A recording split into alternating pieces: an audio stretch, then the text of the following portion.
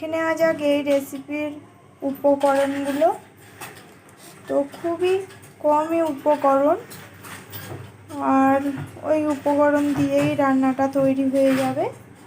চলো সঙ্গে থাকো, দেখতেই থাকো আজকের রেসিপিটা।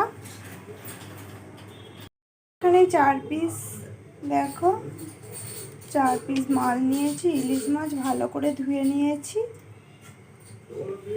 আর এখানে বেগুন নিয়েছি আর 2টো আলু কেটে নিয়েছি।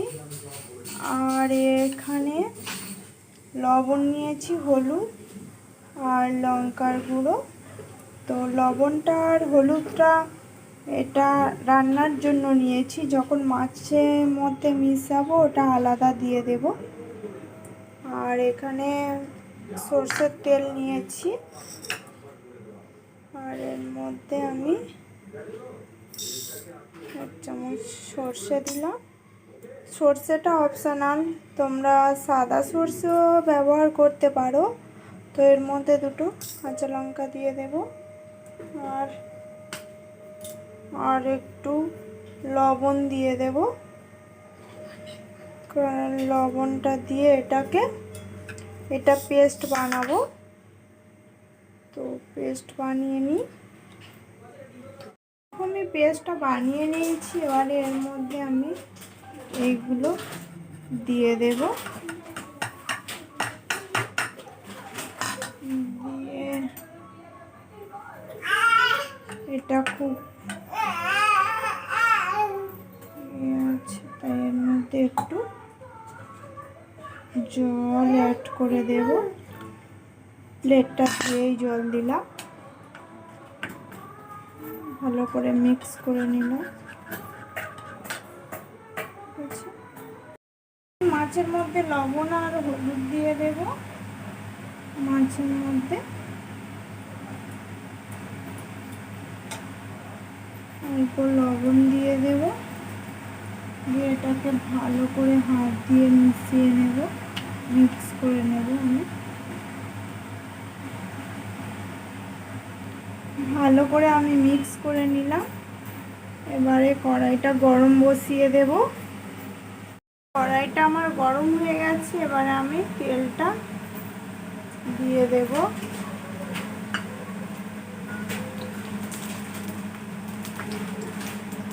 দেখো তেলটা গরম হয়ে গেলে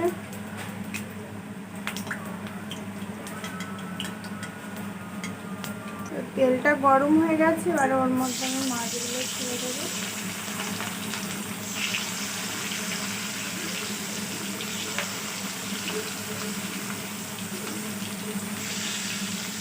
ইলিশ মাছ অন্যান্য মাছের মতো অত লাল লাল করে ভাজতে হয় না, তো হালকা ভাজা ভাজা করে নেব, কারণ বেশি ভাজলে ওটা টেস্ট আলাদা হয়ে যায়। টেস্টটা ভালোই হয় না, তাই আমি হালকা লাল লাল করে ভাজবো। আর এক সাইড ভাজা ভাজা হয়ে গেছে। আস্তে আস্তে মাছটাকে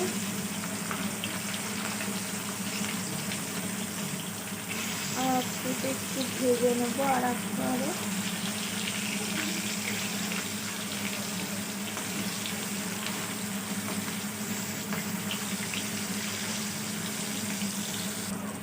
মাছটা আমার ভাজা ভাজা হয়ে গেছে। মাছটা এবার আমি তুলে নেব প্লেটের মধ্যে, দেখতেই পাচ্ছ তুলে নিলাম। এবারে ওই তেলের মধ্যে আমি আলুগুলোকে দিয়ে দেব।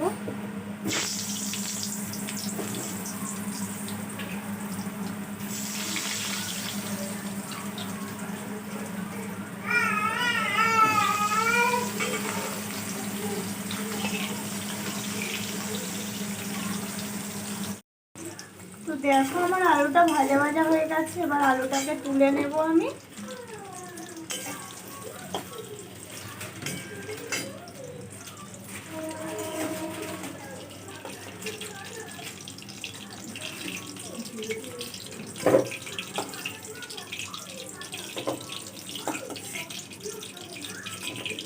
আবার ওই তেলের মধ্যে এবারে বেগুন কটা দিয়ে দেবো।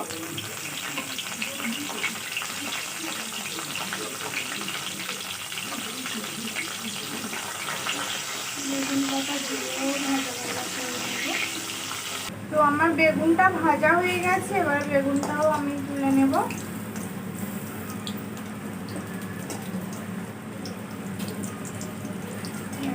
বেগুনটা তুলে নিলাম। তো বেগুনটা তুলে ওর মধ্যে অনেকটাই তেল আছে, তাই 1 চা চামচ তেল আমি তুলে নেব। দেখো আমি 1 চা চামচ তেল তুলে নিয়েছি। এবারে ওই তেলের মধ্যে আমি পাঁচফোড়নটা দিয়ে দেবো। পাঁচফোড়নটা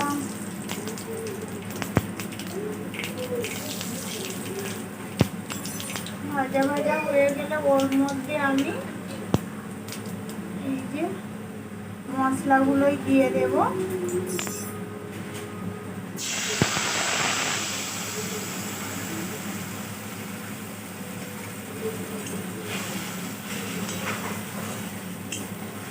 মশলাগুলোকে একটু ভালো করে নাড়াচাড়া করে নেব। বেশি মশলা তো নেই এর মধ্যে, তবুও কাঁচা লঙ্কা আর সর্ষের যেন কাঁচা গন্ধটা না থাকে তার জন্য ভালো করে আমি নাড়াচাড়া করে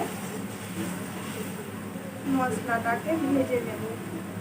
দেখো মশলাটা ভাজা ভাজা একদম হয়ে গেছে, অনেকটাই ভাজা ভাজা একদম হয়ে গেছে। এবারে ওর মধ্যে আমি আলুগুলো অ্যাড করে দেব।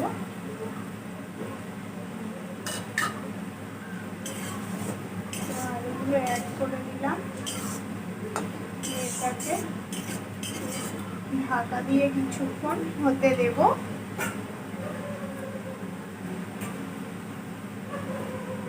আর মিডিয়াম আঁচে রাখবো আমি। ঢাকনাটা খুলে দেখবো 2 মিনিট পরে। ঢাকনাটা খুলে দেখছি, তো মশলা থেকে তেল ছেড়েই দিয়েছে।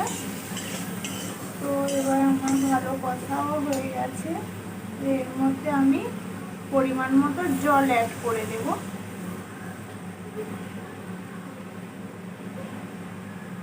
তো আমি পরিমাণ মতো দেখে জলটা অ্যাড করে দিলাম।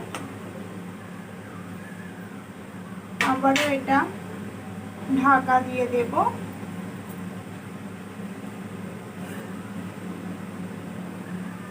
এবার খুলে দেখবো 5 মিনিট পরে দেখলাম। তো এবারে এর মধ্যে আমি বেগুনগুলো অ্যাড করে দেব।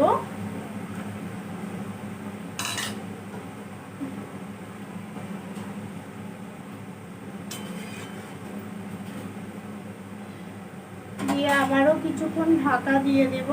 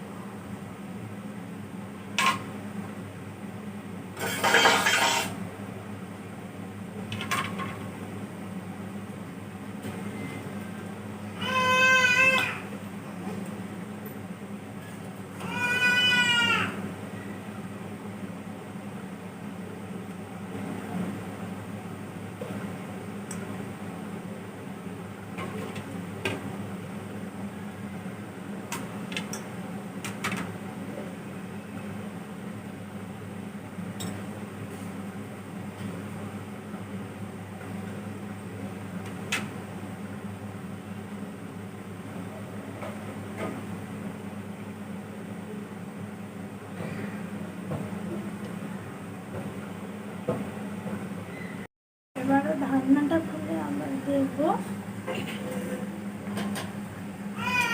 ঢাকনাটা খুলে দিলাম। এবারে এর মধ্যে আমি মাছগুলো অ্যাড করে দেব।